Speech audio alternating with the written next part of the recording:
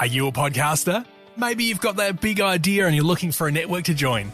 The multi-award-winning Ozcast Network can get your content to eyes and ears all over the world.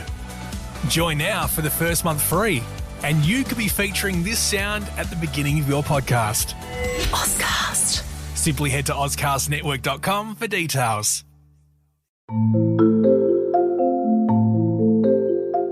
Dr. Travis Brown, what is This Medical Life all about? This is the pursuit of knowledge as we learn about diseases from the ancient times to the present day. These are the stories of medicine.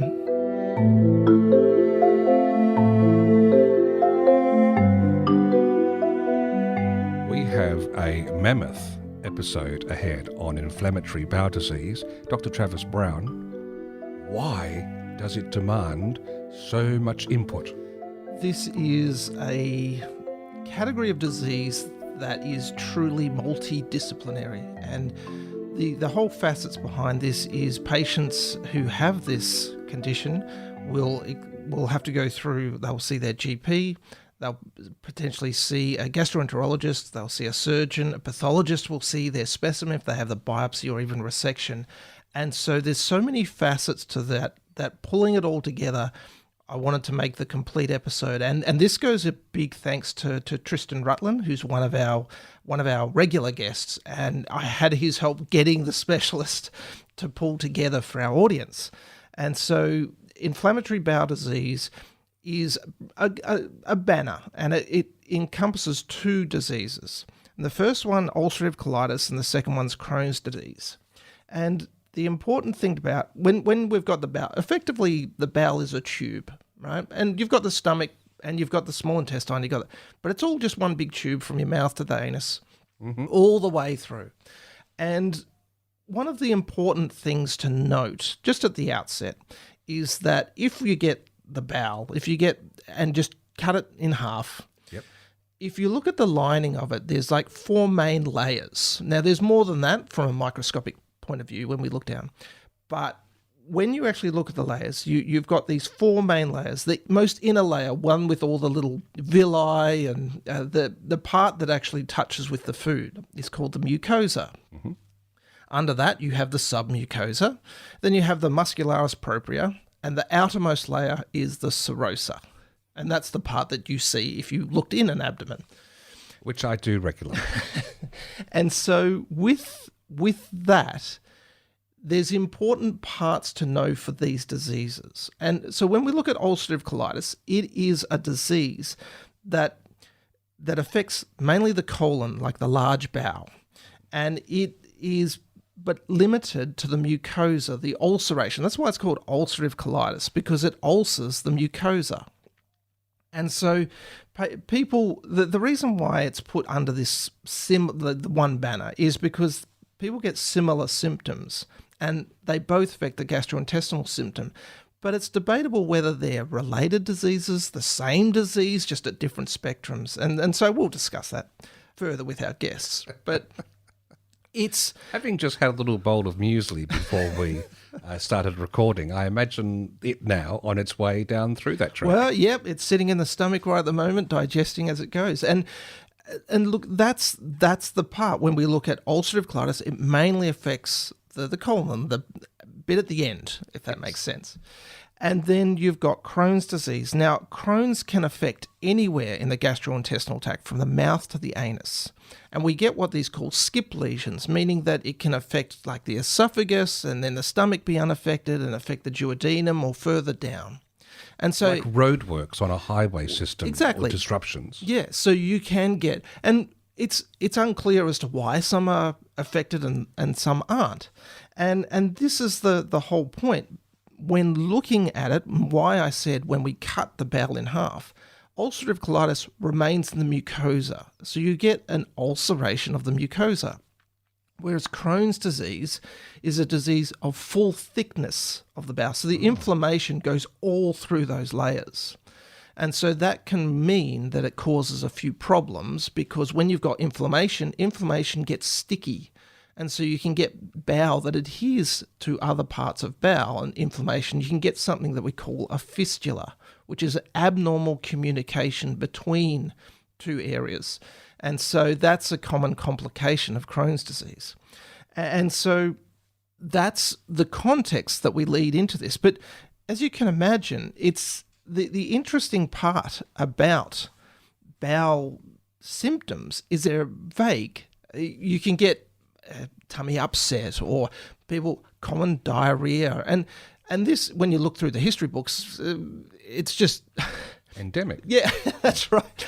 But it's not just because it's diarrhea, it's not necessarily a disease process, but it will be something people experience, write about. Beethoven wrote extensively about his bowel habits and how poor and how much abdomen pain. But the interesting part is that it's not until later in histories when we start to see autopsies being done that we begin to get a hint of existence of inflammatory bowel disease as we would know it today.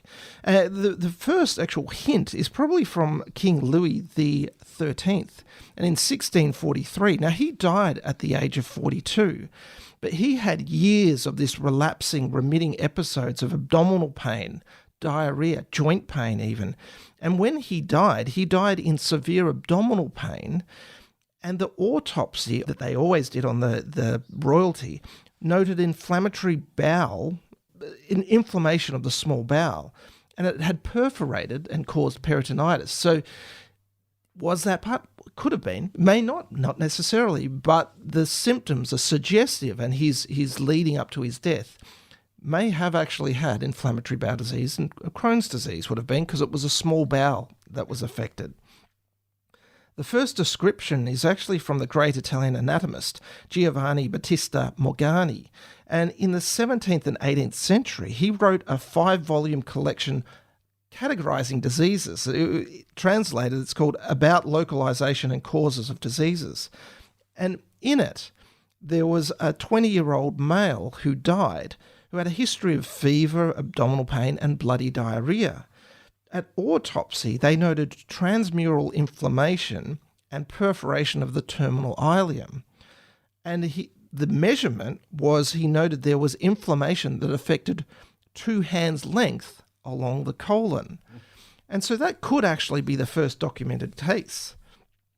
And we've got a British physician, Sir Samuel Wilkes, who published a case in 1859. Title: The Morbid Appearance in the Intestine of Miss Banks. These ulcers in the colon may be isolated, scattered over the membrane, but more usually they are united and form a continuous serpentine ulceration throughout the large bowel. The first illustration of Crohn's disease is in 1903 from a Polish surgeon, Dr. Antony Lesanowski. And he actually did a drawing in one of his articles of a fistula, as we mentioned, abnormal communication between the small intestine and the colon. And even to this day, sometimes in Poland, this disease can be referred to as Lesanowski Crohn's disease. And so it is just interesting that we're starting to piece together different symptoms and people actually finding out what these patients had. And the first case series was published in the BMJ. It was a Scottish surgeon by the name of Thomas Kennedy Dalziel in 1913. And he wrote of 9 cases consistent of what we would recognise as Crohn's disease. The bowel has the consistence and smoothness of an eel in a state of rigor mortis. So what we're finding there is the thickening of the bowel. And so when you come across these specimens in cut-up, they're actually really thick and rigid. And so you'll even get intestinal problems with that because normally the bowel's very thin, muscular, and it just contracts. We get peristalsis to move the actual food along. But if you get an inflammation and thickening, it actually becomes harder. And so you'll get digestive problems with being able to transport food through a thicker wall. And so the bowel in this instance, where they described that case series, also noted that there was eosinophils about, giant cells, granulomas, and where they started to report that there were no infectious agents. And this is important because we're at the end of the 19th century, start of the 20th century, and infections are becoming much more prevalent. We're starting to know about the bacterial theory. It was a few decades before this was reported Vibrio cholera was started to be known as an agent that was causing diarrhea and deaths. And so many believed, and you can piece this together quite interesting, that inflammatory bowel disease was actually Mycobacteria tuberculosis bowel. So they thought it was an infection, a TB infection of the bowel. And if you can work that out, remember, if you're infected in the lungs, you can actually cough up blood. So then they thought... because of the stools. Right. What have you got in it? Blood. And so they thought that it was TB infection of the bowel. And so you're passing blood, so this must be that infection. Now, you can understand it, but it's not right. But the part that is probably the defining feature happened in 1932. Now, there was a lecture given to the AMA and an article written in JAMA, which is the Journal of American Medical Association. Doctors Beryl Crohn, Leon Ginsberg, and Gordon Oppenheimer, they had gathered a number of cases together. There was 14 cases in total, and they wrote it as a new clinical entity. This was a granulomatous inflammation of the distal ileum, and it was cases that were gathered together at Mount Sinai Hospital. The patients were between the ages of 17 and 52, and they had similar findings where the inflammation was in the ileum of the bowel, and they called it terminal ileitis. Eventually it was changed to regional ileitis because the terminal association said... It's death. That's right. And these patients didn't necessarily die from it. And so, but this brings us into the controversy of Crohn's disease. Anytime you look at it, the 14 cases, well, 12 of them were actually collected by a surgeon who was unnamed in the 1920s. His name was Dr. Albert Berg. He had gathered these 12 patients together and said there's there's similarity here. The other two were brought to by Dr. Crohn, but had also been operated on by Dr. Albert Berg. And so all of these cases were associated with Dr. Berg. And the collaboration happened because the chief pathologist encouraged them all to write it. For whatever reason, Dr. Berg was not involved in that collaboration. And the JAMA paper, which again was a landmark classification, was just alphabetized by the authorship. So Dr. Crohn was first. Yeah. And so what ended up happening was eventually in this whole process of things, when it came to naming this disease, people voted on the name being Crohn's disease, but it was just because he was the first author that it was attached. So today, technically, we could be talking about Berg's disease because he would have been a little bit ahead, and probably all of his cases. Mm-hmm. And so that brings us into, well, you need a champion for a disease. And the reason why you need a champion is because it costs a lot of money to do research. And we have a number of affluent sufferers of Crohn's disease in the 1950s. There was a Susan Rosenthal, a Model family, and they put together a whole, it was a foundation called Ileitis and Colitis. They did major fundraising and ended up raising over $300 million to this day, contributing to this disease and research. And even to this day, we are indebted to what they did because we now understand the disease a lot better.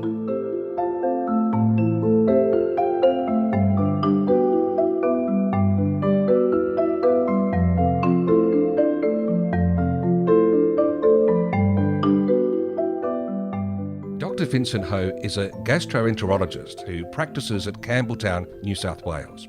He has a PhD in biological markers of colorectal cancer. He's a senior lecturer at the Western Sydney University and is the head of a research laboratory.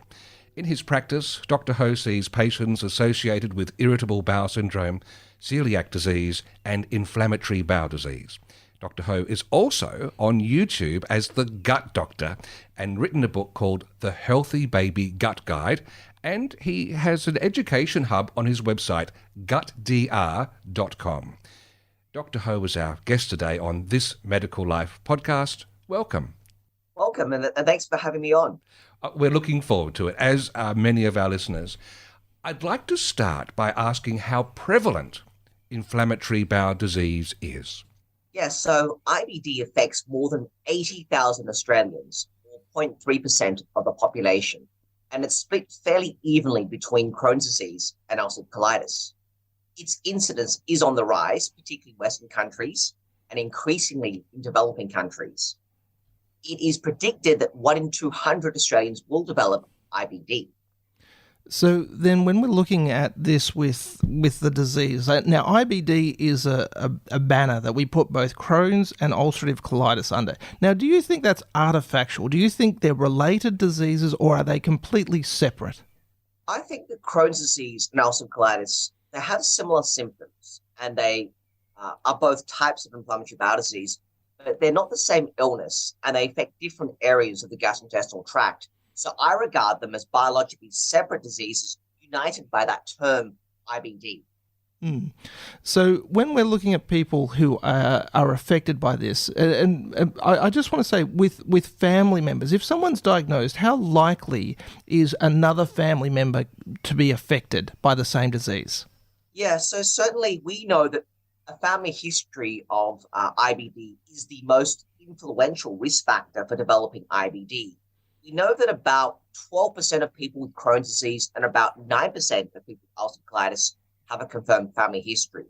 So as far as risk is concerned, if your mother and father has IBD, then you will have a 1 in 3 chance of actually having IBD yourself. And your risk of IBD is greatest if you have 3 or more relatives who are affected. Wow. I didn't realize it was so high.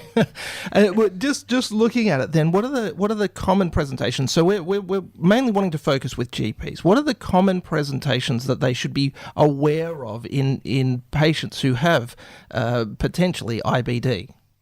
Yeah, so as pointed out, there's 2 different types, Crohn's disease and ulcerative colitis. So for Crohn's disease, given that it can affect any part of the gastrointestinal tract from mouth to anus, it often presents with non-specific gastrointestinal symptoms. So abdominal pain, diarrhea, weight loss, fatigue. We know that blood in stools is variable. Malnutrition is relatively common given that the small bowel is often involved. On the other hand, ulcerative colitis affects the rectum. It doesn't extend beyond the colon. So typical symptoms include stool urgency, fatigue, increased bowel movements, mucus and stool, nocturnal bowel movements, and abdominal pain.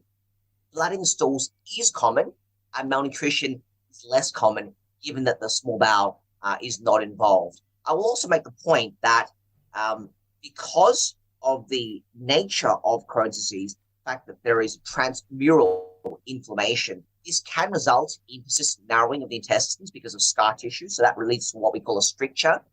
And the transmural inflammation in Crohn's can also lead to an abnormal connection between 2 organs such as the colon and skin, and we term this a fistula.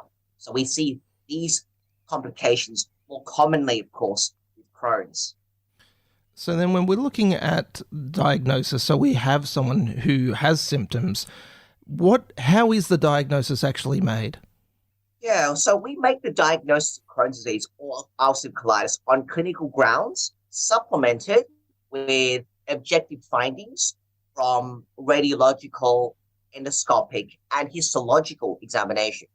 So a patient that presents with, say, malnutrition, skip lesions at colonoscopy, evidence of perianal fistula, that will be a classic presentation for Crohn's. Whereas a classic presentation of ulcerative colitis might be a patient where imaging shows thickening of the rectum and sigmoid colon, mucosal inflammation seen in the rectum on histopathology, and there could be a history of bloody diarrhea. That would be a classic presentation of ulcerative colitis. Now, I will point out that in approximately 5% of cases, a definitive diagnosis of ulcerative colitis or Crohn's disease cannot be established, in which case we use the term indeterminate colitis. Currently, there is no single gold standard for diagnosis. So even though there are a number of consensus guidelines from different societies, there is no single gold standard as such. Right. So, okay, trying to put all this into context, when someone's being worked up or considered for IBD, what are the useful tests that help distinguish who may be at higher risk than other people?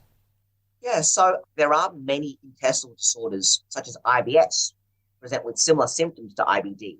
But there are some key tests that we can use to discriminate between IBD and IBS, and this would be of importance for general practitioners.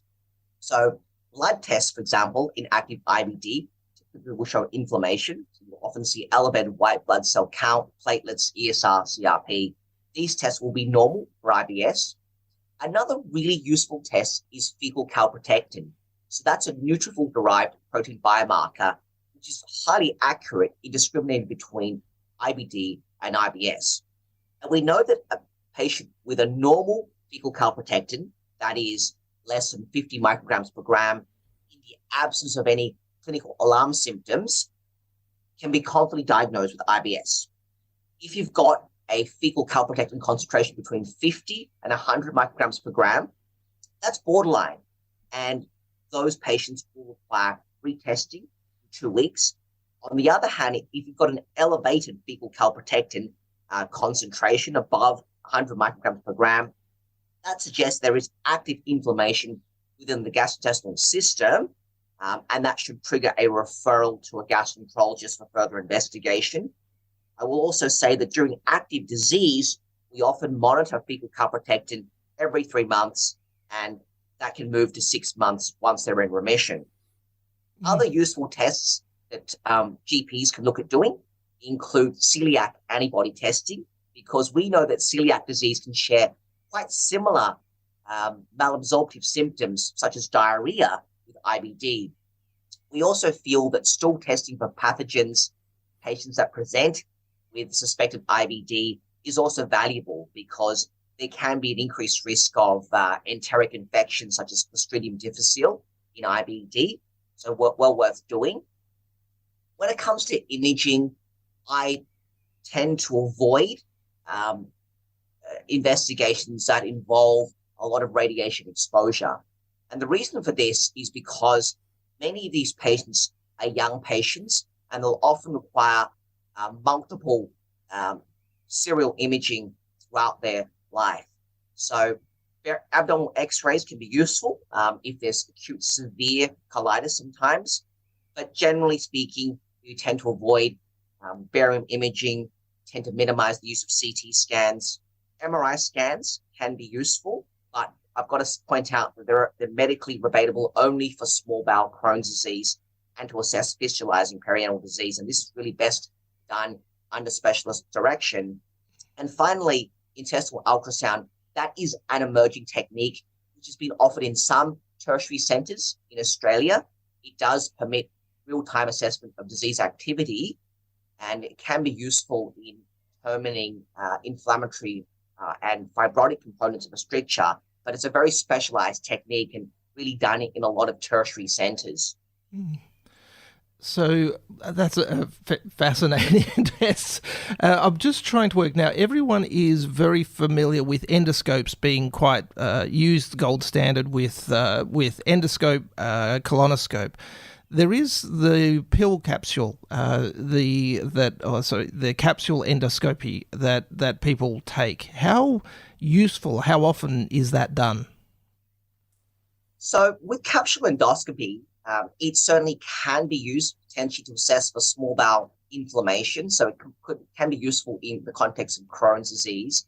However, it's not likely to add more information than an MRI enterography. And the other important consideration for small bowel capsule endoscopy is the fact that there could be stricturing the small bowel, which means that there could be entrapment of the capsule. So that's a theoretical risk, and it sometimes happens very occasionally. So this is why we don't use small bowel capsule endoscopy all that often to assess small bowel disease activity for Crohn's. On the note of endoscopic procedures, I've got to say that as a gastroenterologist, in someone that has suspected IBD, colonoscopy with ileoscopy, that is checking out the terminal ileum, with multiple biopsy specimens, is really established as the first-line procedure to establish the diagnosis and the extent of the disease. We know that colonoscopy is really useful because it can pick up ulcers, it can look for inflammation, bleeding, stenoses or narrowing in the colon. We can check also for concomitant infections such as CMV on biopsies. And we can also screen for dysplasia. So a number of patients that have long-standing inflammatory bowel disease will be at greater risk for colorectal cancer. And part of the surveillance there is done through colonoscopy, looking for evidence of dysplastic changes. So let's move now to looking at, okay, we've got a patient with IBD, we've confirmed it. What is pretty much the goals of management in these patients? So the goals of management are to control acute disease. And we know that if someone has a flare-up of that disease, we need to try to control or reduce the intestinal inflammation and, if possible, heal the mucosa. It's important also to look at minimizing the side effects and the long-term adverse effects of medications that are used to reduce the inflammation. And of course, ultimately, we want to eliminate symptoms. I should also mention that it's important to try to improve and maintain that person's well-being and quality of life. We want to address any nutritional deficiencies that might arise. We want to minimize any steroid usage. So ideally, because steroids are used so commonly for the treatment of acute flares, we want to decrease their usage overall because of the complications associated with steroid usage. And finally, we want to prevent complications. We want to reduce hospitalization and reduce the need for surgery. Now, there's been a topic that's been emerging in the last probably decade, and I know this is an area of specialty for you, the gut microbiome. So we're actually looking at the microbiological content of the stomach, and this is going down different paths. There's cancer, there's an IBD, there's all looking at this. Now, what role does the gut microbiome play with IBD? Yeah, so the first thing to say is that the human gut does have that community of microbes, which you talked about, the gut microbiome. That's crucial to maintaining good health, and there's a lot of good data to support that. We know that a disrupted microbiome can lead to a lot of gut-related conditions, one of which is IBD. And there have been several studies that have looked at the microbiome in the gut for IBD patients. What they've found is that there is a significant difference between the gut microbiome composition in IBD patients compared to those in normal populations. So the most consistent change observed in most patients with IBD is the decrease in the diversity of the gut microbiota. We know that in the microbiota, certain types of bacteria will be less in abundance and others will be more. So, for example, there is a type of bacteria, Faecalibacterium ploznitzi, which produces a lot of butyrate. And this is a very healthy short-chain fatty acid, very good for nourishing the colon. That's decreased in IBD patients. In contrast, in IBD patients, you'll find that certain pathogenic bacteria, such as those belonging to the Enterobacteriaceae group, that has actually increased. So in other words, we're seeing an imbalance in the types of bacteria in the gut in IBD patients. We know this as a dysbiosis, that term is referring to an imbalance in the types of bacteria. And as mentioned before, there's a decrease significantly in diversity. Where this is really interesting is that it leads to the possibility of microbiome modulation in IBD. In other words, if you were to change the microbiome around in those patients, could it improve their symptoms? And what we have found is that certain types of probiotics, so these are beneficial bacteria for the gut, such as VSL3, and a type of E. coli strain called Nissl 1917, that can be helpful in inducing remission in patients with very mild, moderate ulcerative colitis. So that has been helpful in UC. The use of probiotics hasn't really been shown to be all that beneficial with Crohn's disease, but there is still more data that is emerging on their use. And finally, when it comes to microbiome modulation, one of the most powerful forms of microbiome modulation is the use of fecal microbial transplantation, which is where you're transplanting a stool from one donor to a recipient.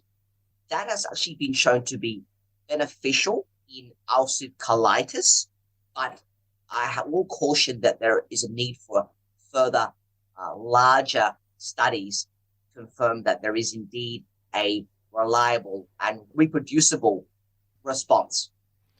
Yeah. The concept of that fecal transplant is quite a bit of a concept for people to get their mind around. So that'll take a little while, I think, to go on. But the point that the next point with regards to when is surgery considered in these patients then? Yeah, Travis. So surgery is indicated when medical therapy can no longer control symptoms. Or it's to deal with mechanical complications like fracture, obstruction, perforation, abscess, or refractory bleeding. I feel that in selective cases, we should be considering surgery up front, particularly in short segment disease of the small bowel. And so while surgery may not be suitable for everybody, especially where you want to be very careful about resecting large sections of the small bowel, lest it lead to small bowel shortcut syndrome, it is an essential part of the overall management of IBD. And we shouldn't see surgery as failure of treatment of the disease. I think it's a really important point. We should be seeing it as an effective and as a proactive adjunct of therapy rather than as last resort. Now, I will say that in both Crohn's disease and ulcerative colitis patients, over their lifetime, there is a risk of surgery, and that is considerable. So over the long term, we know that almost 50% of patients with Crohn's disease may require surgery. And with ulcerative colitis, it's thought to be about 50 to 20% of patients may require surgery at some point in their life. Right. So, yeah, that's quite a bit. Actually, in reading through some of the information for patients, there's quite a bit of a leaning towards psychosocial care and actually the I guess, the mental care behind these patients. Can you tell us a little bit about that as to why it's such a prominent part of this disease? Yeah, so Travis, we know that depression and anxiety, in my mind, I would like to think it almost as an extraintestinal manifestation of IBD, because we know that these diagnoses are significantly increased in patients with ulcerative colitis and Crohn's compared with the general population, even when individuals are in remission. And we certainly see them more frequently during flares of IBD. So compared with the general population, we know that patients with IBD seem to be about twice as likely to experience depressive disorders. The rate of depression, anxiety, and IBD is anywhere from about 15 to 30%, we think, for remission, 80% for anxiety, and during relapse, depression rates can go up to as high as 60%. So really very significant.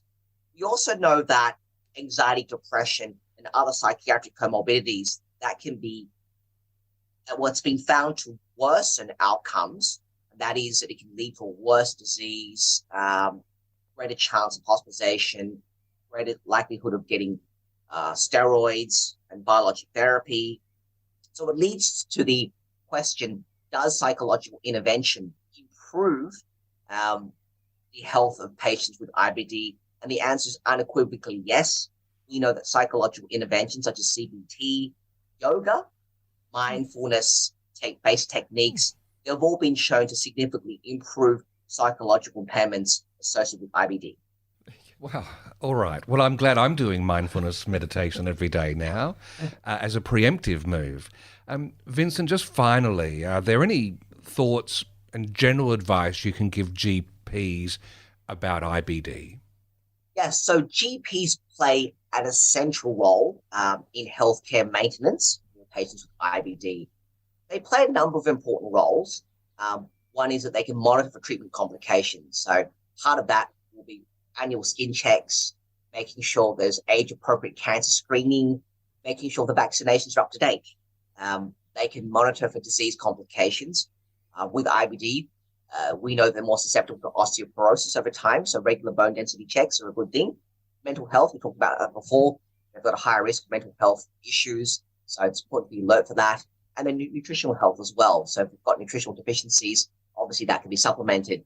I think they also play a key role in monitoring the disease, and we talked about the role of investigations such as fecal calprotectin. And I'll also say that the GP plays a very important role as an interface between the patient and a specialist. It's important that GPs know when to refer appropriately to specialists. So as a general rule, if a patient is experiencing more than one flare per year of their IBD, they should be referred to a specialist such as a gastroenterologist. We're always happy to provide support for GPs and to work as a partnership in the management of patients. I'm looking forward to watching some of your YouTube videos now, and I have one final question on that front. YouTube is known for its comments to be off the charts in all sorts of aspects of human psychology. What sort of caliber of comments do you get from your 75,000 subscribers that you've got to The Gut Doctor? Well, Steve, I'm actually very fortunate in that, yes, I get a lot of comments, but I'm really fortunate in that the comments are all either factual statements, or they're questions about their health or the health of their family members. So it's usually very directed. It's unfortunate, and there's not a lot of spam. We try to filter out all of that. Sometimes it's not easy, but the people that watch these videos tend to be very interested, engaged, respectful, and so I'm very appreciative for having that kind of audience. So no flat earthers. Thankfully not. Look, Dr. Vincent Ho, thank you so much for joining This Medical Life. Thank you so much, Steve and Travis.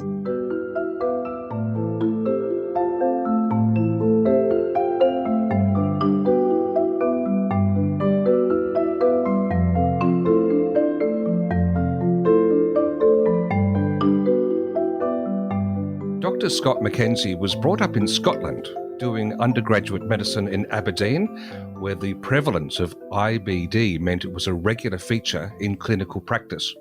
He completed basic surgical training in Glasgow before moving all the way across the country to Edinburgh for a subspecialty training in general and colorectal surgery. Then travelled rather further afield to become the International Colorectal Fellow at Concord Hospital in Sydney. Remained in Australia, becoming senior lecturer in surgery and surgeon at Liverpool Hospital's colorectal surgery department. His particular interests are laparoscopic surgery, IBD, and operative surgical skills training. And we welcome Dr. Mackenzie to This Medical Life podcast. Welcome. Thank you very much. Before we go any further, how badly did I pronounce all those Scottish cities? I'm quite impressed. That's excellent. Okay. Now we've set the bar a bit too high. To things that bring us together, when should a patient be referred to a surgeon for IBD? I mean, the ideal scenario is that a patient never has to meet a surgeon. And I think the best operation is no operation, but the reality with IBD is that many patients will require surgical intervention. Most will come to meet a surgeon through a gastroenterologist, and that underlines the fact that the principal management of most IBD is still medical. There are a few difficult situations where there's a very fulminant or emergent situation and patients come to meet us first, and that's always challenging for patients to sort of go from being pretty well to suddenly meeting a surgeon and suddenly being told they need what can be fairly life-changing surgery. So I guess the best answer is we should be referred patients early. Ideally, they don't have a procedure in the end, but it's better that they meet a surgeon, that they discuss surgery in the cool, calm light of day as a possibility down the line, and then a known face, a personality that they've had a chance to quiz and question is the one who ultimately says, we've reached that point where you need an operation. So essentially, long-winded answer, but as early as possible But for most patients, thankfully, it's not the first port of call. They come to meet us through the gastroenterology service. So then looking at the critical factors, what is the critical factor that will say this patient needs surgery and this patient can wait for surgery, for probably ulcerative colitis and Crohn's disease separately? So I think there's a list of different indications, and the sort of old-fashioned concept was that surgery was the last resort. I remember in medical school being taught surgery was for failure of medical management, and it's a term that I refuse to use. And we talk to trainees and patients alike about that surgery is one of a number of options for your treatment. As I've said, in some of those fulminant situations where there's not time for medical management, surgery is required. But for the vast majority, there's time to assess the patient, to manage the patient medically. And then there will be those who, and these are the terms I prefer to use, who have refractory disease. All the right medications, all the right algorithms are followed, and yet their pathophysiology is such that they don't respond. So those patients need an operation sometimes. There's those who we can get control of their disease, who the medication is very effective, but they become either dependent on it or intolerant of it, and then they need to consider an operation as a way to remove that medication they're intolerant of or the medication they're dependent on. And a sort of crude example of that would be steroids. You can often get patients to a point of remission with pulses of steroid, but they are difficult to tolerate. They're fairly toxic medications. And although the patient can be technically made better, surgery is an option in that situation to avoid that medication. That's more ulcerative colitis. Crohn's is a little bit different, and we tend to operate more for the complications of Crohn's disease. So again, mainstay of management is medical. And I like to think of it as there's an inflammatory process that medicine's very good at dealing with. But the results of that inflammation, the fibrostenotic complications or the fistulating complications, ultimately often require a surgical remedy. And a lot of what we do in the multidisciplinary team assessment is working out what contribution the inflammation versus that fibrostenosis and fistulation is actually, which is the most important at the moment. If we can settle down the inflammation, we may be able to remove the need for surgery, or at least we'll be able to tell more clearly what the structural stenotic abnormality is that needs an operation. And the last thing, where critical factors in terms of when we operate, perianal disease is something that often needs surgical management first. Patients who have perianal Crohn's, we often need to prepare them for medicine. So early referral of them is often important. So then looking at imaging modalities or techniques, is there anything that is useful for you to either have when the patient comes, or is there anything that you request that you find really useful for patients with IBD? So it very much depends, and it's important to just always remember that there's inflammatory bowel disease as an entity, but whether that's an ulcerative colitic, whether that's someone who's at the end of a long, complex journey through ulcerative colitis, whether it's someone just presenting with symptoms suggestive of Crohn's, very different presentations and therefore different imaging would be useful. But I guess the main thing we rely on is endoscopic investigation, so direct visualization rather than just imaging. And I'm sure Vincent, our gastroenterologist, will talk about that. But we rely on that, particularly for colitis. CT and MR, both very useful. CT obviously has the downside of these are often young patients and often have a long disease process journey. So avoiding ionizing radiation with MRI is useful. And that's one of the reasons why there's such an interest in MRE or magnetic resonance enterography. But if you talk to a lot of the radiologists, they'll say that CT is just as good, easier to get a hold of. And the reason we rely on MR tends to be more because the young patients were trying to avoid that ionizing radiation. And again, endoscopy, direct visualization, nothing beats direct imaging of examination. So maybe a slightly roundabout way of answering that question, but I think it's really important that the patient is examined, particularly for the perianal disease patients. And that's probably much more priority than organising for complex imaging, because as I've said, there's a number of different factors we think about.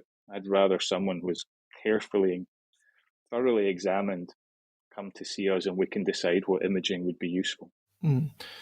So then, just looking at UC for the moment, when you do a total colectomy, is that considered curative for the patient? So it is. In a word, yes. I think one of the important concepts to reiterate is, though, that that's not the end of the story for that patient. It might be the end of the chapter of their ulcerative colitis and their colitic symptoms. But the surgery we're talking about, although eradicating the disease process of colitis, leaves them with a number of ongoing issues. Clearly, there's the potential issue of a stoma or restorative surgery to avoid a stoma, and there are potential implications of those further stoma or the restorative surgeries that will go on to cause problems for that patient. So I think, yes, ulcerative colitis may be cured because it resides wholly within the colorectum, but it's not the end of the story in terms of there are still implications for that patient having had their colon removed. And I think that's one of the difficult things for patients to decide on. It's getting rid of the colitis, yes, but it's not shutting the door on any other problems related to their gastrointestinal tract. Mm. So then, in discussing future surgery with patients, what are the major complications that you need to discuss with patients that they need to know about? I think the surgery we're talking about is major surgery for the most part. Any abdominal pelvic surgery has to be seen as major surgery. And it's interesting, patients often ask that, is this major surgery? Someone's going to transgress my abdominal wall, whether laparoscopically or through open surgery, and do something to my small bowel, large bowel, my rectum. That's major surgery. So there are always complications. And I think one of the things that we stress to patients is it's not about just the plumbing job that they think of when we're talking about surgery, but it's about the patient's health. And again, we're talking about often chronic disease, chronic digestive disease. So these patients can be malnourished, as much as that might sound an odd thing to say in this sort of developed world scenario, but these patients can have gone for many months or years with very suboptimal nutrition. They can also be on medication that severely hampers their ability to heal. And again, as much as steroids are very useful, they are very good at hampering the ability to heal and repair. So the complications we often talk to patients about are the fact that the bowel health is one thing, but patient health is the really important thing. We need to optimize their physiology to reduce the complications. I guess that one of the complications, in inverted commas, that patients will talk about is, do I need a stoma? And I would often counsel them at great length that that's not a complication, that that's an essential part of the surgeon's armamentarium in terms of fixing the problem. So major surgery, there's always complications related to bleeding, infection, wound complications.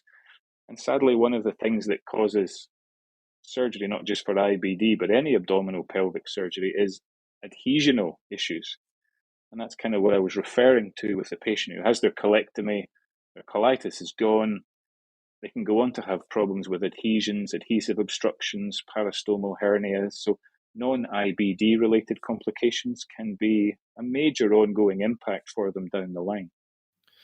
So then that leads into the Crohn's disease with it being a relapsing remitting disease. And I mean, is there a limit? When I was a junior doctor, I had to look after patients that the more they had operations, the more complicated it became. The recovery became almost longer, and then dealing with the abdominal surgery would often cause its own issues, adhesions, as you said. Is there a limit to the amount of surgeries like a patient with Crohn's can have, or how do you balance up those benefits versus the advancing complications for a Crohn's disease patient? Absolutely. The problem is there's not a numerical value there. So we can't say you can do this many operations or this many procedures. There's clearly a critical length of small intestine. And as much as I can say to the patient with colitis, your proctocolectomy is curative, I can never say that to the Crohn's patient because their multifocality, we always talk about from mouth to anus, means that we can never say it's all gone. Great, job done. So we get to a point where we do worry about intestinal failure, where we worry about short gut. There are some numbers there, but it varies patient to patient. And essentially what we talk about is if we can preserve colon, you can survive with less small bowel. If we have to take the colon, then we need more small bowel to compensate for the absence of the colon to allow enough digestive length for survival. So there is a point where you start to get very worried about further surgery being required. You're going to get to that marginal gut length. You also, as you alluded to, you see patients who the non-IBD complications, so the parastomal hernias or the adhesive issues, they can require surgery in their own right. And again, we get to that point where we're very worried about whether there is enough length for that patient to continue to sustain themselves nutritionally by mouth. And clearly one of the things that's evolved, not recently, but for a long time, is the idea of stricturoplasty in Crohn's. So avoiding resection, dealing with things like fibrostenotic obstructions from strictures by stricturoplasty to open up rather than resect the narrowed segment to retain that gut length. So it may be a fairly fibrotic, stenotic, on the surface, fairly useless looking bit of bowel, but it still preserves more length to stricturoplasty that rather than to resect it. So the answer is yes, but there is a point where we get very worried about more surgery, leading to the point where that patient can't nourish themselves. I think one of the most important things nowadays, though, is the concept of avoiding recurrence with the medical management. And again, the gastroenterologists very clued up on this nowadays. We don't wait for the complication and the need for another operation. Very proactive in managing recurrence to keep that patient in remission after surgery. Now, just touching on the last area, because this is often a concern, and we're talking to Dr. Tristan Rutland about dysplasia and malignancy. Is there any risk factors that make you concerned about patients who may be at increased risk of malignancy? So I think the story of malignancy in UC is interesting how it's changed, and the overall risk of an adenocarcinoma or a bowel cancer in a UC patient is definitely elevated compared to the general population. We still see IBD as a risk factor for bowel cancer. I think the numbers have been revised over the course of certainly my career, and the sort of very simplistic way of looking at it. Patients with pancolitis for more than 10 years have this enormous risk.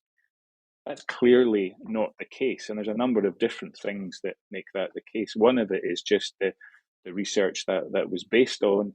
But more importantly, I think nowadays is this concept of treating to mucosal healing. So the concept from the gastroenterologists, a little bit like avoiding recurrence by actively treating to mucosal healing. The theory is if we treat the colitic patient more aggressively to mucosal healing, if we break that cycle of tissue injury, repair, regeneration that puts them at risk of dysplasia and malignancy, we should see a reduction in that cancer risk. There are still patients who have bowel cancers related to their UC. I think the management of that has become very nuanced, and the old idea of as soon as there's any dysplasia, it means you need a colectomy because almost certainly you must have a cancer somewhere in there, again, is probably overblown. It still makes us very nervous when we have a patient with dysplasia, but the surveillance and the management of dysplasia and dysplasia-related lesions in colitis has become a very specialized field of surveillance. So yes, we do worry in UC. We probably can reassure our patients that it's not the level of risk that it was once advertised as. And that idea of you get to 10 years and you're going to have a bowel cancer is certainly not accurate. We can dial that down, but we still need to be very aware of the need for surveillance in those patients. And one last thing in that situation is, although Crohn's isn't related to the same adenocarcinoma risk, it's very easy to get blinkered and think about Crohn's, strictures. That's all part of the fibrostenotic phenotype. And we do see patients who've got two pathologies. We see plenty of patients who, because of the incidence and the prevalence of bowel cancer, that they have a bowel cancer, and it can be at times put down to that's their Crohn's. So we need to be aware of that, not causative, but that relationship. If it doesn't look right, we always get suspicious there's something else going on there. Dr. Mackenzie, thank you for the great clarity you've brought to these set of questions. It's almost like a form of direct observation as opposed to theoretical imaging. But I wonder, just as we leave, any final thoughts that you'd like to plant in the minds of GPs, specialists, students coming through in relation to this? I think there's two things, if I can conclude. One is, think about IBD. These are often young patients, often otherwise well, and very easy to have their symptoms attributed to other things. There's this massive crossover with very simple perianal problems. Hemorrhoids cause bleeding. IBS-like symptoms can cause many of the alterations in bowel habits. So it's important, clearly not to overdiagnose IBD, but it's just important to always ask that question. We teach this to the students. Could it be something more sinister? Could it be this patient has IBD? If you don't think about the diagnosis, you're not going to make it. And the last thing is, I think, to see the surgeon as part of that multidisciplinary team, not the treatment failure off to the surgeon its last resort, but to see surgery as a complementary part of what we have available in managing IBD nowadays. Dr. Scott Mackenzie, thanks for joining this Medical Life. Thank you.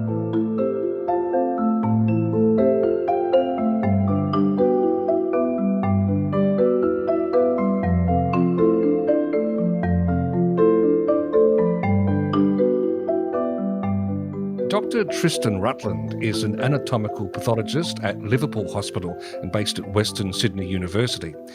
He has a subspeciality interest in GI pathology and's been appointed to the editorial board of Pathology, the journal of the Royal College of Pathologists of Australasia, as their social media editor. In 2020, he was also the recipient of the Conrad Muller RCPA Outstanding Teaching Award. Dr. Rutland is a regular guest on This Medical Life, and we welcome him back today. Hello, Tristan. Thank you for having me again. Anytime, any place. Can you tell us of the etiology of inflammatory bowel disease?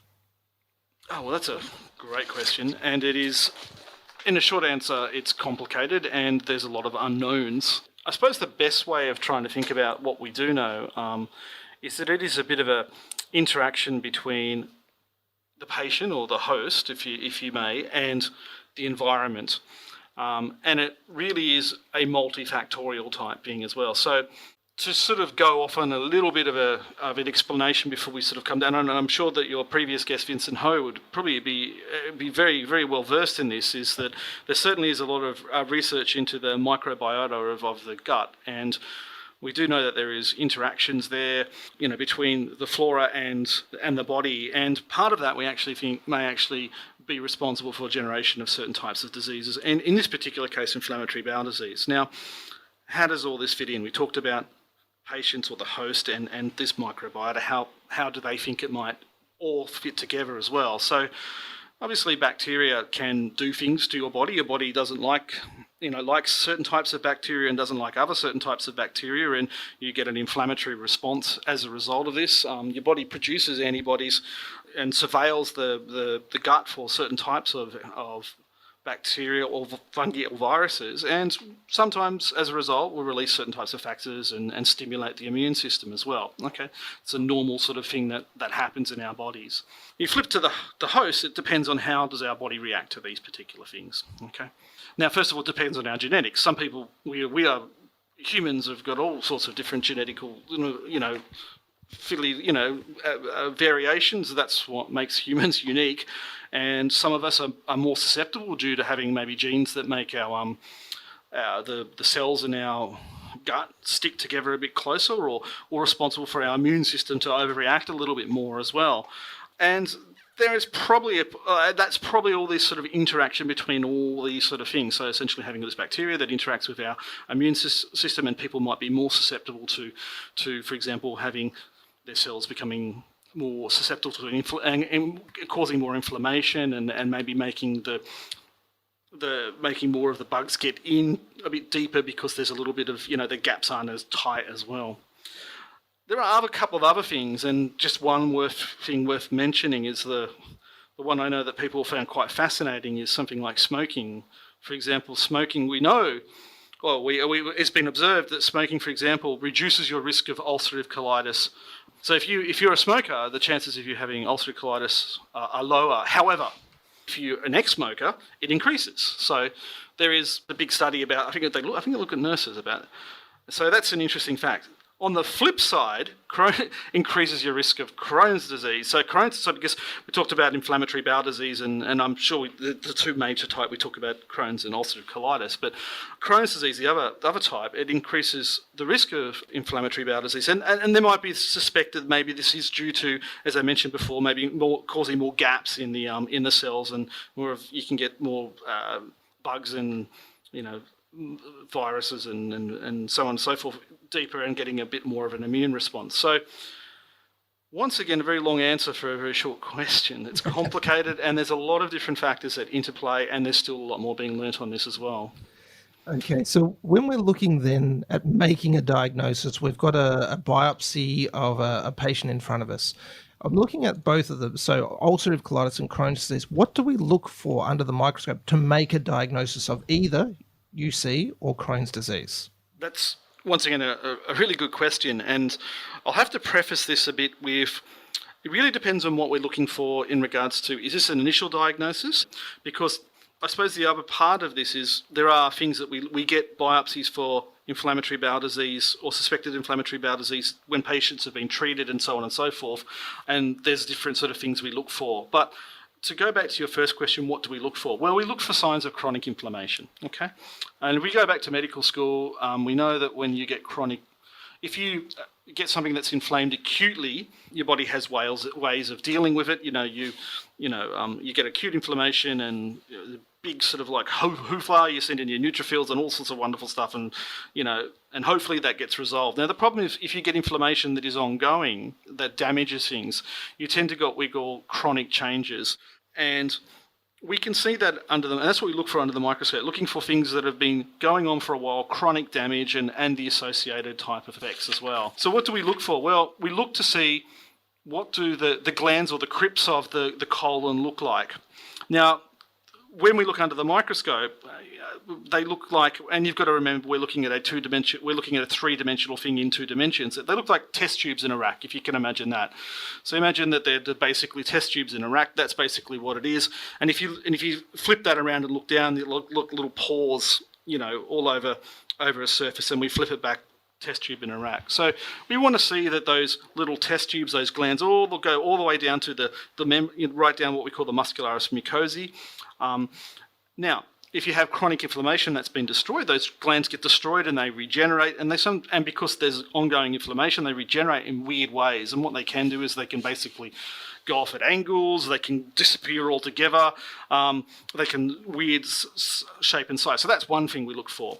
The other thing is we also just look for the presence of chronic inflammation. Now, most of the inflammation we have inflammation in our colon normally, okay? It's a normal thing, but normally it's towards the luminal surface, i.e. towards where all the food and poo is, if that makes sense, because our body it needs to have our inflammatory cells there, because that's basically when it's looking out for. Now, if we get a lot of inflammatory cells, that's not normal. But if we get a lot of inflammatory cells, especially if they're further down towards, we call that muscularis mucosae, towards the base of where those crypts are, if you remember back to anatomy, the muscularis mucosae, and especially if they're plasma cells and lymphocytes, that's not normal. And that's another thing that we keep an eye on for. And then another thing is that if you chronically damage your body, and I can't remember I don't think I've touched on this previously, but if you chronically damage cells types, your body is an amazing thing. It has a way to try and adapt. And what it does, it might change to a different type of cell type to try and deal with certain types of things. And some of the cells can actually change into a completely different type. i.e. they don't look like intestinal cells, or they start to increase things called panna cells. They're special types of cells that produce antimicrobial type things in the left side of the colon, or they can start to even look a bit like gastric cells. It's basically the body trying to find trying to turn into something to protect itself even more. So we call that metaplasia. So there's a whole bunch of different things that we look for. Well, in essence, when we boil all that down, because we're looking for evidence of chronic inflammation. Now, the other thing is that if it's the first diagnosis, we also have this thing called activity, which basically means, is there still ongoing acute inflammation? Because chronic inflammation is ongoing inflammation. It can be due to chronic inflammatory cells, but you can also have active inflammation, so you can still have a degree of acuteness. So, i.e. we have neutrophils. They're not necessarily reacting against bacteria, but they're basically, it's a manifestation of that sort of the disease, of the destruction of the disease. And they usually get into the crypts, into the actual cells of the glands, and they're destroying them, and they can rupture them and do all sorts of stuff as well, and they can form abscesses in the crypts, and that's another thing. So that's a broad overview of what we look for under the microscope. And there are some other things that we do, and the word granulomas is thrown around, especially associated with Crohn's disease, which is a collection of basically macrophages. Now we've got to always be careful, because macrophages aren't, only about 50% of cases will have granulomas of Crohn's disease will have granulomas. But you can sometimes get granulomas in, for example, ulcerative colitis, because, as I mentioned before, those glands, if they get ruptured and they're full of mucin and stuff, your body doesn't like it, and the macrophages jump on them and form granulomas because and try and seal it off, because that's what they do. Now, I should caveat all this that, yes, that's almost diagnostic of inflammatory bowel disease in this country. There are things that can mimic that, and obviously we need to go, there are differential diagnoses, but if you're going to roll a dice, that's probably what it's going to be, certainly in our, because there are a whole bunch of other different things that can have similar or some of those features as well, including infective causes and other types of, but generally that's the sort of thing that we like to see. And it's really aided by, once again, having that input from the clinicians to give us that guidance, so we can really help out, and so we don't give a nonsense report. If we have that sort of like, oh, it looks like this is that as well. I have to preface that by saying a lot of the really good way of diagnosing inflammatory bowel disease is actually looking with the naked eye, because you can see a lot of these changes with the naked eye, and the microscopy is really to back all that sort of stuff up as well. So now, looking at this disease from the patient's perspective, or even just a clinician's perspective, what's the common age of presentation of these diseases? So obviously I can only go by the types of biopsies that I get in and see, and obviously, and what the literature is. My experience, and certainly is that generally it seems to be sort of, and this is what the books will say you, it's sort of, we don't do that many teenagers here, but it's usually younger adults, but adolescents to adults, and there can be a sort of second smaller peak in towards the sort of like 50s, 60, that sort of 40, 50, 60-year-old. There can be a second peak as well. So, but it usually tends to be younger patients. Initially, certainly, that's where the bulk will probably get them as well. But I suppose from our point of view, we can't dismiss that older patients cannot get inflammatory bowel disease. I think it's important for us to remember that as well. Mm-hmm. And so looking at the pathogenesis of this disease, probably almost the natural history, how does it typically progress? So I suppose just once again I'd have to probably just quickly describe the two different types, because it's really, I think, to understand how the pathogenesis works will explain the natural history. So when we think about ulcerative colitis, we think it tends to be more based on the mucosa. What does that mean? It means that the top layer of the mucosa is mostly what tends to get affected. So basically, we talked about those basically the test tubes in the rack down to the muscularis mucosae. That's where the inflammation tends to be centered. So it tends to be quite superficial. So on that sort of main layer as well. And ulcerative colitis it usually extends from the rectum, and it usually goes in a linear fashion backwards. So it usually progresses like that. Crohn's disease, on the other hand, tends to be transmural, and which that means that all of the bowel is inflamed. Okay, so it means that not just the mucosa, but the whole bowel is inflamed, right onto remember the bowel goes into, the back of the bowel goes into, the abdominal wall, but it also goes into the serosal surface, and the serosal surface is lined by very thin cells called mesothelial cells, and they can get stirred up and inflamed as well. So you get transmural inflammation. with something like Crohn's disease, which is different. So why do I talk about that? Well, the reason I talk about that is because the natural history of, say, Crohn's disease can be different, because you tend to get different disease manifestations. And just using Crohn's disease for an example, so we'll stop on that. If you get transmural inflammation, so the whole of the bowel's inflamed, and the other thing I should mention about Crohn's disease, it doesn't tend to be linear. It tends to jump around all over the place. Loves the terminal ileum, but it can skip through the bowel, so it can have so it'd be here, there, and everywhere. So you can get, so for example, say the terminal ileum's inflamed and it goes all the way to the serosal surface. If you get inflammation on the serosal surface, and it goes back to this whole chronic inflammation, the body wants to heal itself, and when you get healing, you can get fibrosis and you can get narrowing of the bowel, and that can cause strictures. So you can get strictures in ulcerative colitis. They're rarer, but in Crohn's disease, it's not an uncommon thing, because remember, if you destroy a whole bunch of tissue, the body wants to repair it. It can go back to normal, but if it can't, it has to basically fill it in with something, so you can get with fibrosis. So Crohn's disease, you can get strictures. It can also start sticking onto other organs. So if you, for example, in the colon or wherever, close to, say, the bladder or something, for example, if you get that transmural inflammation and it sticks onto the serosal surface, and that serosal surface gets inflamed and sticky and it sticks onto the bowel, that inflammation can basically cause it to stick onto it, so you can get adhesions to other organs. And because it's transmural, you can also, with Crohn's disease, get what we call fissure ulcers, basically because the inflammation can go straight through into the through the submucosa into the muscularis propria, and you can actually get inflammation into another organ, so you can get fistulas. So a fistula is in between two different types of organs. So when we talk about a fistula, definition of fistula is an abnormal connection between two epithelialized surfaces. So in a nutshell, the bladder obviously has urothelium, and the bowel has colonic mucosa. And if you get Crohn's disease, and that inflammation can, you can get an abscess, it destroys all the way to tissue, and you can get basically going into something like the bladder. You can get fistula, and because Crohn's disease is not limited to basically the traditional GI tract, you can get it in the anus, you can get perianal, so you can get fistulas into the skin, which is horrible as well. That's the other thing with it. And I also just mentioned that you can get Crohn's disease in the lips, all the way up in the lips as well.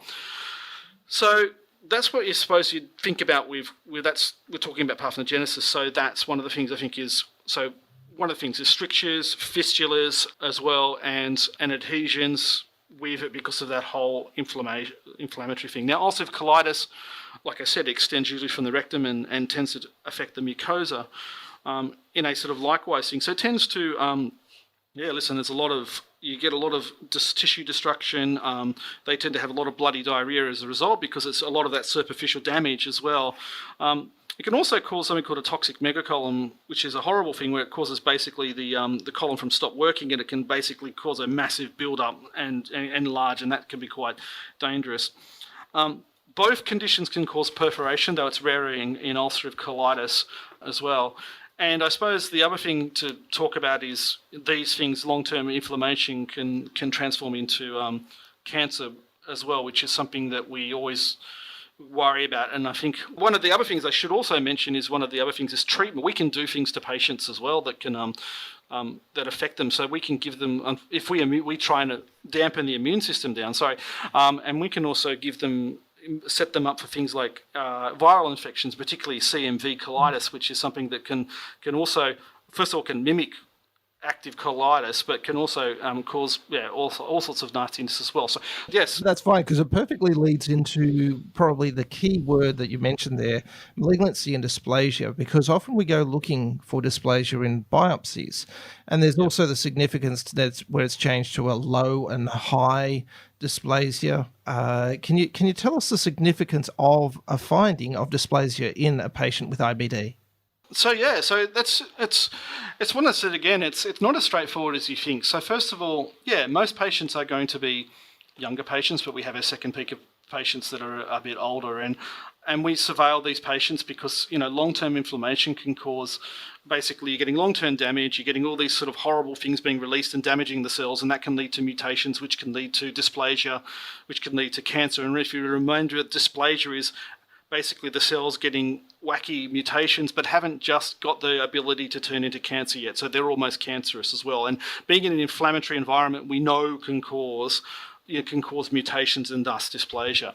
So what's the significance? So first of all, one of the biggest things is this dysplasia due to, because you get colonic dysplasia, people just get it. But people can get what we call, polyps, tubular adenomas sporadically, which we know is a probable precursor to colorectal cancer. So people can have have ulcerative colitis, can still get polyps and can still get adenomatous polyps that can basically mean that they, and that could be sporadic or could be due to their disease. Now, I suppose the most important thing is, and I'm just really boiling it down to it, is when you take a biopsy, are you taking biopsy from an obvious lesion, or are you taking it randomly, or is it invisible? And that's the real important thing when we're thinking about it. So if you're taking a polyp and there's dysplasia in it, versus are you just taking random samples of colon and you find dysplasia incidentally? And those are the two things that are really the most, I think, are the important thing that we have to get right as pathologists, because if you have what they call invisible dysplasia, that is not a good thing. That is, and especially if it's as high, and when we talk about dysplasia, we say, is it low grade? Does it look sort of a bit weird but not too bad? Or high grade, does it almost look like cancer is almost there? And dependent on that, if you have high-grade dysplasia and it's invisible, that's really bad news, especially because you haven't sampled it. It might mean if you're taking random samples and you're finding that's not, because you can imagine colon's a big place, you randomly sample, you find this, what else is there going to be that you haven't sampled? So that usually means to some pretty drastic treatment sometimes as well. As opposed to if you say, oh, there's a polyp, you take the polyp and the pathologist goes, oh yeah, it's got a low-grade dysplasia, so like basically at the lower end of dysplasia, they might say, oh, well, okay, we'll just keep on surveilling that patient. But if you have this invisible bit, and particularly if it's got some high-grade areas or it's all over the place, then they might actually do a colectomy on the patient, because they're worried that, it's not, that patient has a risk of getting cancer, but also what else is there that you haven't found because you just randomly done that, if that makes sense. No, it does. Have you had any unusual presentations of Crohn's disease or ulcerative colitis in biopsies that have come across your desk? So the most unusual ones that I've seen, so I had a anal polyp in inverted commas that was full of granulomas, and the patient ended up turning out to have Crohn's disease. So it was one of the first manifestations. I saw a case when I was a registrar from one of my mentors that had, bringing back that lip thing, that had what we call granulomatous cheilitis, which has a whole bunch of differentials, but one of the major differentials of a young patient is granulomas in the lip was actually an initial presentation. This patient went on and developed Crohn's disease as well. So that they're unusual in regards to that you don't necessarily think about Crohn's disease in those locations, but they can be a manifestation of them as well. I suppose the other thing is appendixes sometimes can have granulomas and all that sort of stuff in it, and I've got to be very careful about Crohn's disease and inflammatory bowel disease in appendixes, because you can't just go ahead and if anything has a granuloma say that the Crohn's disease, but there's a bit of literature to say that if you have some granulomas you can't find a cause for granulomas in an appendix, that the patient might be predisposed to getting appendicitis. And I've had one or two of them, and there's always just wording it in a correct way, because you can get granulomas in appendixes, and then seeing, the most important thing is to follow patients up to make sure they don't develop something as well. Okay. And just coming back to the point of what is the risk of malignancy? Clearly, if someone's got high-grade dysplasia, they're very right. But in general, what is the risk of malignancy in patients with IBD? So I can't give you an exact answer to that. And the problem is that because there's a lot of variables that are in play with this as well. So, for example, if you have a family history of colorectal cancer, you've got a higher risk. If you have, and it also depends on the extent. So if you have pancolitis, you have a very high risk for ulcerative colitis. So if you have a lot of inflammation and you've had it for a long period of time, your risk is a lot higher, say to someone that has a very mild form of ulcerative colitis. Also, for example, if you have certain extra intestinal manifestations, so for example, primary sclerosing cholangitis, so in the biliary tract, that increases your risk of colorectal cancer. We know that is a much higher association with colorectal cancer. So I can't give you an exact number, but there's a lot of depends on the extent of the disease, if you have a family history, how long you've had the disease as well. If that makes sense. Like, I could give you some numbers, but like I said, they would be varying on depending on So, for example, a study here, for example, the risk of, for example, and this is from the United Kingdom, a study as well in dysplasia and cancer in ulcerative colitis was thought to be over 40 years about 10%. But at 20 it was only 2.5% as well. But that's an older study, and remember, things have been changing, and we've changed the way that we've classified things in the meantime. This whole episode's been quite a journey. Let's bring it home now with any final thoughts or advice you might have for GPs, Tristan. Oh, that's a great question. I have to be thinking about that as well. I suppose the important thing is because I don't have as much interaction in this particular realm with GPs in regards to a direct professional sort of interaction. But one of the things I would say is, and I think it touches on what I've touched before, is that, for example, stuff like Crohn's, one bit of information is that Crohn's disease is not limited to the intestines. And for example, you get funny findings, perianal or anally, or in the lips, or in the, oral cavity or anything like that. Don't always, in a younger patient, it's one of those things with granulomas in it. It's one of those things to think about, because the pathologist might not, hopefully would think about it as well, but always just think about that particular thing, because it can manifest in particularly unusual ways, and always keep that sort of radar around as well. Yeah, so that's one bit of advice for you. Don't know how useful it is, but there you go. Wonderful. And once again, Dr. Tristan Rutland, thanks for joining This Medical Life. Thank you very much for having me.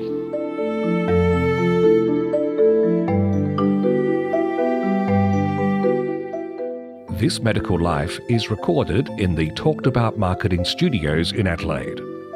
For show notes and more information about the podcast, visit thismedicallife.com.au. You can contact the hosts via Twitter.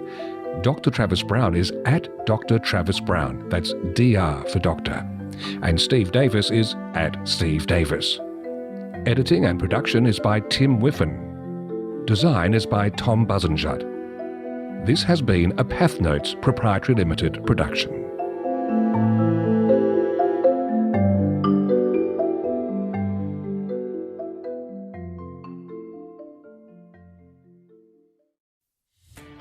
Are you a podcaster?